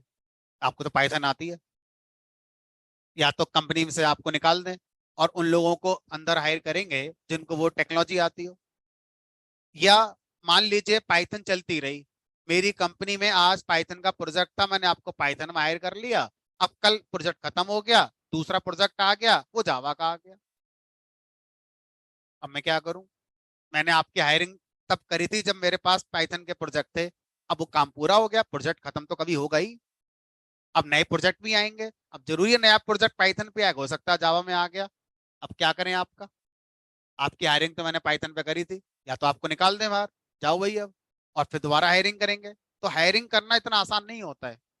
जैसे आप लोगों को जॉब मिलना आसान नहीं है, ऐसे ही कंपनी के पॉइंट ऑफ व्यू से एम्प्लॉय मिलना आसान नहीं होता है। ये बड़ा एक अजीबोगरीब स्थिति होती है, मैं तो देख रहा हूँ, है ना। कंपनी वाले कहते हैं किसी तरह से एम्प्लॉय मिल जाए और ज्वाइन कर ले आके, बस हमें, है ना। और आप लोग कहते हैं कोई कंपनी मिल जाए कि हमें नौकरी मिल जाए, दोनों को लोग नहीं मिल रहे हैं। वहां बीच में बहुत बड़ा गैप आ गया है, क्योंकि जो उनको चाहिए वो मार्केट में नहीं है, और जो मार्केट में है वो उनके काम का नहीं है। ये बहुत बड़ा गैप बन गया है। मार्केट क्या कह रहा है, मैंने डिग्री कर ली, मैंने पाइथन पढ़ ली, कहीं से भी यहाँ से पढ़ ली वहां से पढ़ ली, अब मुझे नौकरी मिल जाए। कंपनी कह रही है हमें इससे फर्क ही नहीं पड़ता आपने कहाँ से पढ़ा, पढ़ा पढ़ा नहीं पढ़ा, हम तो जो आपसे पूछ रहे हैं उसका आंसर दे दो तो सिलेक्शन है। आपने पढ़ा है, फर्स्ट डिवीजन आई है आपके पास, ढेरों सर्टिफिकेट है, क्या करेंगे उसका? हम लोग यही कह रहे हैं मेरे पास तो बहुत सर्टिफिकेट्स हैं, मैंने ये कर रखा है, मैंने वो कर रखा है, मेरे 10th में इतने आए थे, मैं ये हूँ वो हूँ। कंपनी करे क्या करें इसका, हम बताओ। इन सब बातों से लॉजिक थोड़ी लिखा जाएगा। तो जो गैप आ रहा है वो यहाँ आ रहा है। हम लोग डिग्री और कागज के नाम पर नौकरी चाहते हैं, कंपनी कह रही है जीरो वैल्यू इन दोनों की। तो अब इसलिए कंपनी ने क्या कर दिया है, क्राइटेरिया, एनी ग्रेजुएट, कोई भी आओ, BA B com B S C B tech B C A B B M B A, कुछ भी आ जाओ, लेकिन नॉलेज होनी चाहिए। अब कंपनी बीटेक बहुत कम देख रही है, वो कह रही है कोई भी हो, नॉलेज होनी चाहिए बस, है ना। तो ये थोड़ा गैप बन गया। तो अब यहाँ पर आप इस कहानी को समझिए कि एक इंटरव्यूअर आपसे फिर उस समय इंटरव्यू में क्या पूछे, कि कल को नई लैंग्वेज आ जाए तो आप उसी पे काम कर लें, परसों कोई नया प्रोजेक्ट की अलग लैंग्वेज पे आ जाए तो आप काम कर लें, तो आपसे वो क्या पूछेगा, लॉजिक पूछेगा। क्योंकि लैंग्वेज बदलने से लॉजिक नहीं बदलेगा, लैंग्वेज बदलने से सिंटैक्स बदल जाएंगे। आपसे कभी इंटरव्यू में ये नहीं पूछा जाएगा कि इनपुट लेने का सिंटैक्स क्या होता है, ये तो रटने वाली बात है, नहीं पता कोई बात नहीं, गूगल से देख लेंगे, पता चल जाएगा, है ना। तो आपको बेसिक सिंटैक्स तो प्रोग्राम लिखते लिखते याद हो ही जाएंगे। तो आपसे इंटरव्यूअर लॉजिक पूछता है, क्योंकि ये लैंग्वेज बदलने से नहीं बदलेगा। तो ज्यादा एफर्ट हमें लगाने चाहिए लॉजिक के साथ, रादर देन जो सिंटैक्स होते हैं, क्योंकि सिंटैक्स तो लिखते लिखते याद हो ही जाएंगे। ठीक है, तो कोशिश करो, थोड़ी कोशिश मैं कर रहा हूँ, थोड़ी कोशिश आप करो, जैसा भी मैंने आपसे कहा कि आप कोशिश करना घर जाके बीएमआई बनाने का प्रोग्राम लिखने की। तो मैं चलो घर से करने को काम दे रहा हूँ आपके लिए। आप ही बताओ कि क्या क्या आप करोगे, मैं लिख देता हूँ। होमवर्क में पहला काम हो गया आपका बीएमआई कैलकुलेट करने का प्रोग्राम। हाँ, इसका है नहीं मेरे पास अलग से कोई, बस ऐसे ही लिख दे रहा हूँ। दूसरा, ईएमआई निकालने का प्रोग्राम।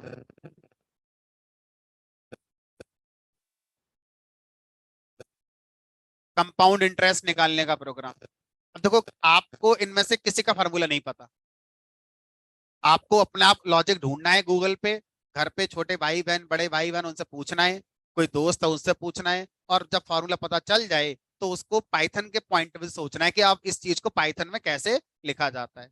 वही तो प्रैक्टिस करनी है हमारे लिए। और बताओ, और क्या करोगे।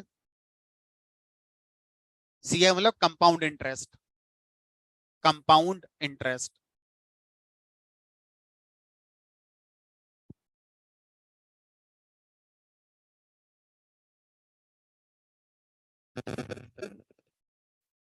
और बताओ और क्या। अभी जितना पढ़ा है बस उतने से, आगे का नहीं सोचना है। अभी जितना पढ़ा है उसी के हिसाब से।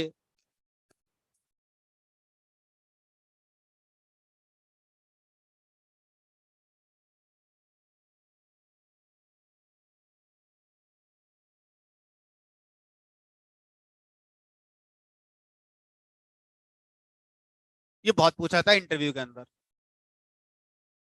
क्या है, मैं इसको समझा देता हूँ। चौथा क्वेश्चन, आपके पास कोई भी एक नंबर है, मान लीजिए 3 6 7 8 कुछ भी है।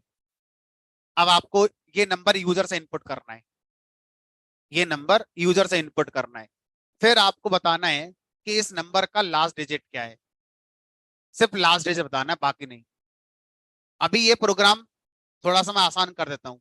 Extract last digit from A 4 digit number, क्योंकि ये इतना आसान नहीं होगा, मैं आपको आसान कर देता हूँ। अभी आप यूजर से इनपुट मांगेंगे 4 डिजिट नंबर, क्योंकि अभी मैं आपको फ्री कर दूं कि मुझे नहीं पता कि यूजर जो नंबर देगा वो 4 डिजिट का है कि 10 का है कि 20 का है कि 2 का है, मुझे फिर भी लास्ट डिजिट चाहिए। तो ये बहुत अच्छा प्रोग्राम हो जाएगा, लेकिन अभी मैंने उतना नहीं पढ़ाया है कि आप उतना कर पाए, लेकिन ये पढ़ा दिया है मैंने आपको, सोचेंगे तो एग्जैक्ट नंबर फिक्स कर दें, चाहे 4 फिक्स कर लो चाहे 5 कर लो, उसमें से आपको लास्ट डिजिट निकाल कर देनी है। अगर मैं नंबर है 1 2 4 5, तो मुझे 5 चाहिए। ठीक है, सोचो, है ना। और बताओ भाई, मुझे क्वेश्चन बताओ, सॉल्यूशन आपको ढूंढने हैं।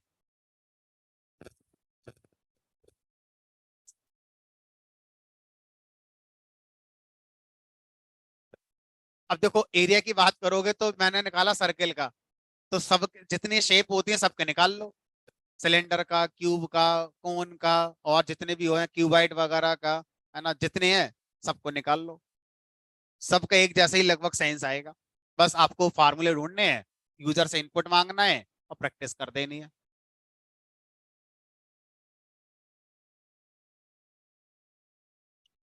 थोड़ा फिजिक्स में जाके देखो, फिजिक्स के, केमिस्ट्री के, न्यूटन का नियम कहीं प्रूफ हो जाए, ई बराबर एम सी स्क्वायर को सॉल्व कर लो, कुछ भी जो आपने अब तक पढ़ा है अपने साइंस में, और आप वो चीज जो साइंस में पढ़ते थे और कागज पे सॉल्व करते थे, प्रोग्राम बना लो उसका। जैसे अभी मैंने आपको अभी सिखाया फ़ारेनहाइट से सेंटीग्रेड में, उल्टा भी तो हो सकता है, सेंटीग्रेड टू फ़ारेनहाइट। और सर एक और भी तो होता है फिर इसके साथ, कौन सा है, तीसरी यूनिट कौन सी होती है, केल्विन, है ना, सेंटीग्रेड टू केल्विन, सेंटीग्रेड, या और भी जितने भी हैं अपना करके देखना। इनसे बस एक ही मकसद है मेरा कि आप थोड़ा प्रैक्टिस करेंगे, हैबिट डालेंगे यूजर इनपुट लेने की, और लॉजिक बिल्डिंग सीखना शुरू करेंगे आप।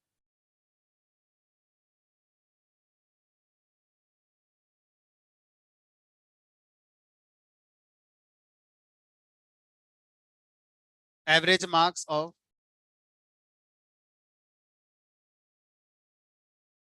5 डिफरेंट सब्जेक्ट्स। जैसे आप अपना रिपोर्ट कार्ड बनाते हो, तो 5 अलग अलग सब्जेक्ट मान लो, और उनके नंबर यूजर से मांगो, और आप यूजर को बताओ आपके कितने मार्क्स आए। अभी पास फेल नहीं बता पाओगे आप, अभी मैंने उतना नहीं पढ़ाया कि आप ये भी बता पाओ कि पास हो गए कि फेल हो गए। बस इतना बता दोगे कि आपके टोटल मार्क्स इतने आए हैं। तो आपको एवरेज मार्क्स बताने हैं, है ना, एवरेज मार्क्स मतलब काइंड ऑफ परसेंटेज आपको बताने हैं।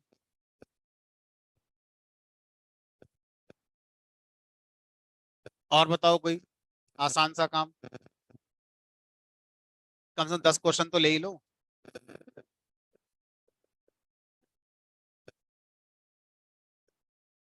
ये बता देता हूँ अभी, अपलोड कहाँ करते हैं। और बताओ कोई। यार कल छुट्टी रहेगी, है ना, तो कल छुट्टी रहेगी तो घर पे खाली क्या करोगे, कितना फेसबुक कितना व्हाट्सअप कितना चलाओगे, है ना। फिर नई चीज और आगे रील, आदमी वैसे ही फ्री नहीं रहता था, रील बना दी।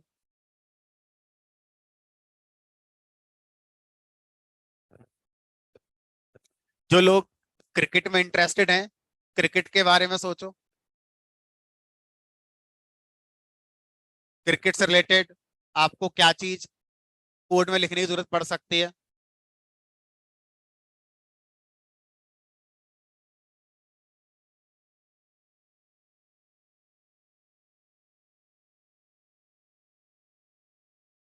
ट्रिग्नोमेट्री, फिजिक्स, केमिस्ट्री, जो जो आपको समझ में आए उनको आप अपना बना लेना। ठीक है। अब ये कहाँ अपलोड करने हैं, आपको कैसे मिलेंगे, वो सीख लो। तो ये वाला जो है, इसको मैं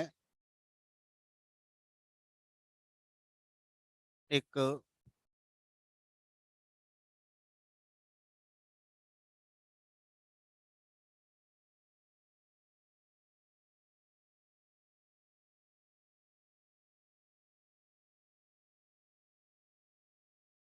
यूजर इनपुट बेस्ड, एक मैंने यहाँ पर बना दिया, और इसको आपके वाले बैच में अटैच कर दिया।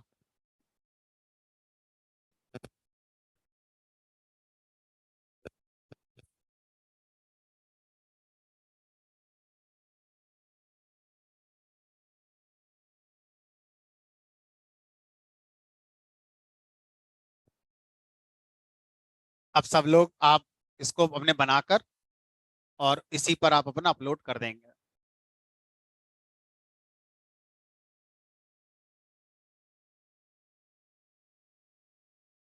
चलिए, अब अभी हमारे पास 15 मिनट हैं, तो इस 15 मिनट को आप लोगों के डाउट्स में यूटिलाइज कर लेते हैं। तो कोई क्वेश्चन किसी का है, कुछ पूछना है, कोई डाउट है अब तक का जो मैंने पढ़ाया है, तो आप पूछ सकते हैं। और एक काम और करते हैं, मैं खुद ही रिवाइज कर देता हूँ, जिसका जहां पे दिक्कत हो पूछ लेना, जल्दी हो जाएगा, है ना, सब कवर हो जाएगा पहली क्लास से लेके आज तक का।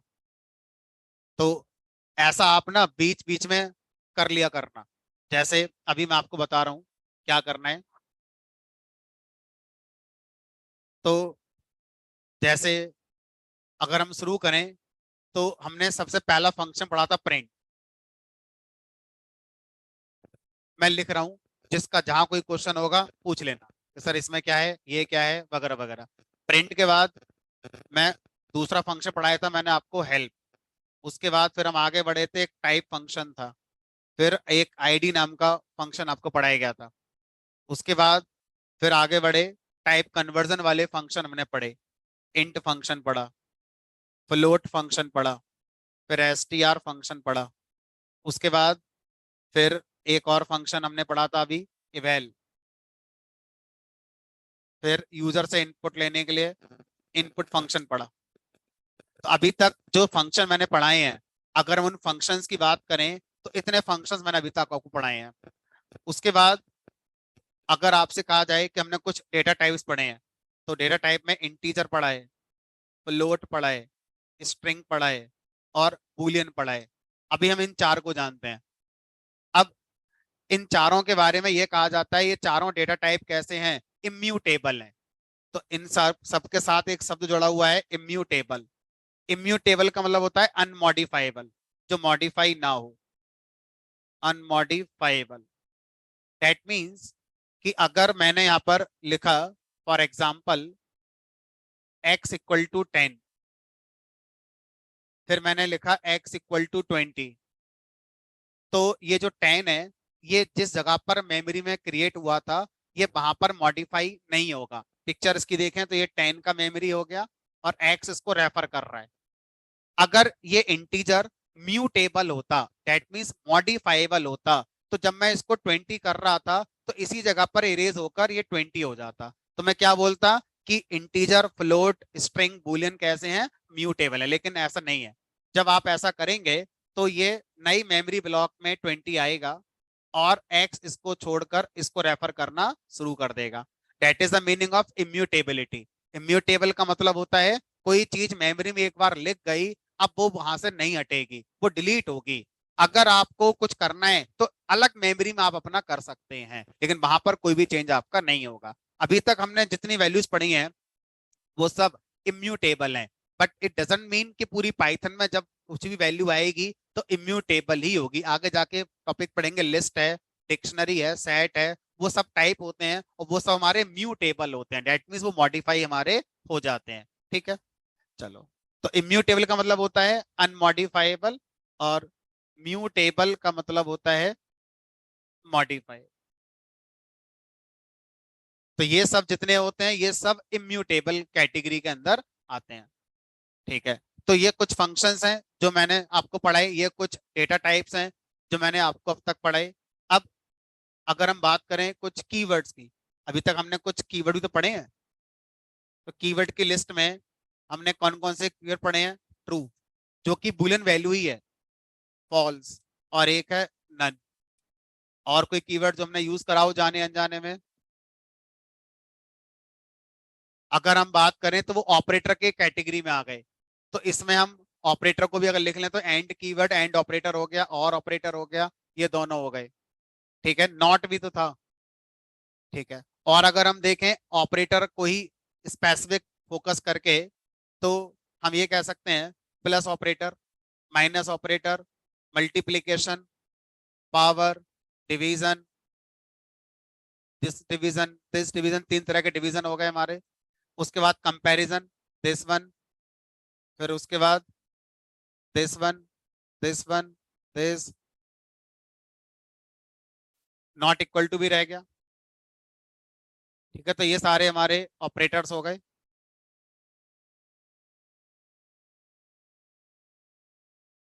उसके बाद बिटवाइज ऑपरेटर, बिटवाइज एंड हो गया, बिटवाइज और हो गया, एक्सॉर हो गया, लेफ्ट शिफ्ट, राइट शिफ्ट हो गए हमारे।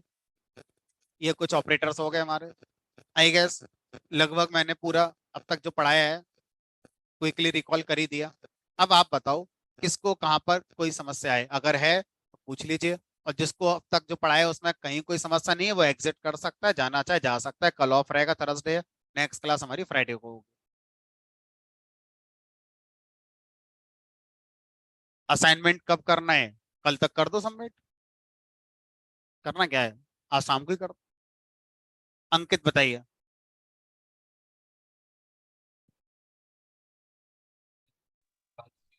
सर नन वाला बता दीजिए। नन का कॉन्सेप्ट कहता है, अभी हमने नन को दो जगह यूज करा है। पहला, जब हम प्रिंट के अंदर बहुत सारी वैल्यूज को लिखते हैं और उनका सेपरेटर मुझे बताना होता है या एंड मुझे बताना होता है, तो सेपरेटर और एंड की वैल्यू या तो स्ट्रिंग होती है कोई जो आप बताते हैं, या आप इनको नन भी कर सकते हैं। तो जब आप इनको नन करेंगे तो ये अपना डिफॉल्ट वैल्यू में रिस्टोर हो जाते हैं। सेपरेटर में नन का मतलब स्पेस हो जाएगा, एंड में नन का मतलब न्यू लाइन हो जाएगा। दूसरा नन का यूज होता है, आपने कोई वेरिएबल डिफाइन किया, अब आप उस समय उसकी वैल्यू नहीं जानते कि मुझे क्या वैल्यू उसमें रखनी है, लेकिन इस समय वेरिएबल बनाना है आपको, तो उस समय आप इसमें क्या स्टोर कर सकते हैं, नन वैल्यू स्टोर कर सकते हैं। नन माने नथिंग, अभी इस वेरिएबल में कोई मीनिंगफुल वैल्यू नहीं है, लेकिन ये डिफाइन हो गया, क्योंकि पाइथन में कोई वेरिएबल बिना वैल्यू के डिफाइन हो नहीं सकता, लेकिन आप जानते नहीं है अभी कि क्या रखें वैल्यू, तो उस समय आप एक अल्टरनेट अप्रोच यूज कर सकते हैं, नन वैल्यू उसको दे सकते हैं, जिससे हम ये बता रहे हैं कि वेरिएबल बना तो दिया है लेकिन इसमें अभी मीनिंगफुल वैल्यू नहीं आई है, तो उस समय नन का यूज हम यहाँ पर कर सकते हैं।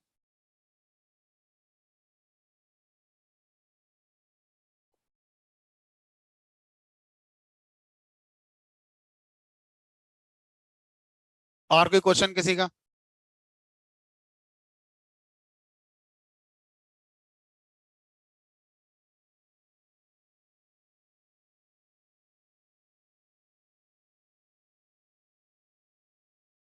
अभी चीजें कुछ रह गई हैं ऑपरेटर में, तो वो भी पढ़ लेते हैं फिर एक साथ बता दूं। अभी ऑपरेटर ना 2-3 रह गए हैं, जितने और बना लो उतना बढ़िया है। नितिन बताइए। सर एक बार यूजर इनपुट वाले में एरिया ऑफ सर्कल वाला बता देना। क्या चीज? यूजर इनपुट में सर्कल, एरिया ऑफ सर्कल वाला। यूजर इनपुट में एरिया ऑफ सर्कल। एक बार शांत रहेंगे, इनका क्वेश्चन पूछ लूं मैं। हाँ, क्या दोबारा सर बताओ, इनपुट में क्या पूछना है? Area of circle. Area of, circle. एक बार चैट में लिख दो, समझ नहीं आ रहा थोड़ा। Circle, yes sir, yes. Circle का पूछ रहे हैं? Yes yes yes. तो देखो, एरिया ऑफ सर्कल का फार्मूला क्या होता है हमारा, पाई आर स्क्वायर फार्मूला होता है इन मैथमेटिक्स। तो पाई आर स्क्वायर मतलब पाई आर स्क्वायर। अब पाई आर स्क्वायर को देखो हम लिख तो सकते ही हैं ऐसे करके, पाई आर स्क्वायर, लेकिन प्रोग्राम में इसको कैसे लिखेंगे?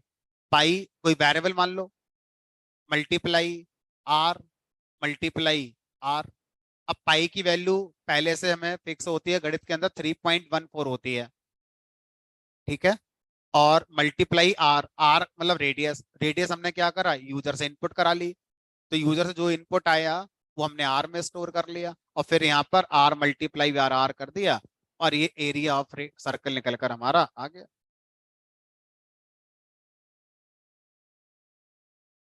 इसमें पावर लगा सकते हो,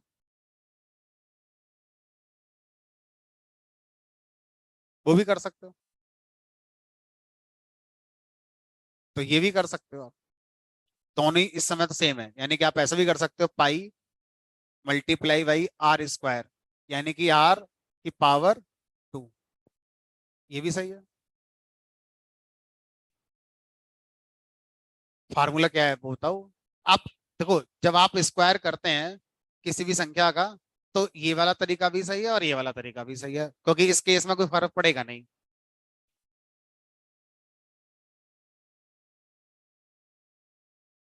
नहीं तो उसमें पावर तो फिर यही चलेगा। हाँ, उसमें यही वाला चलेगा, सी आई वाले में। एन मने क्या है?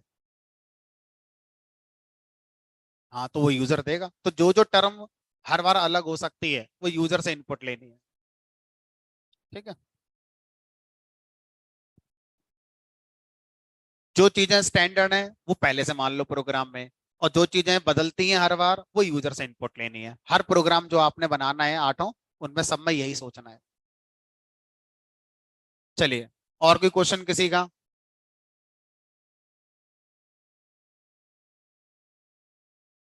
कोई ऐसा जिसको अभी क्लासरूम यूज करना नहीं आ रहा है, कोई रिकॉर्डिंग नहीं मिल रही है, कोई और समस्या?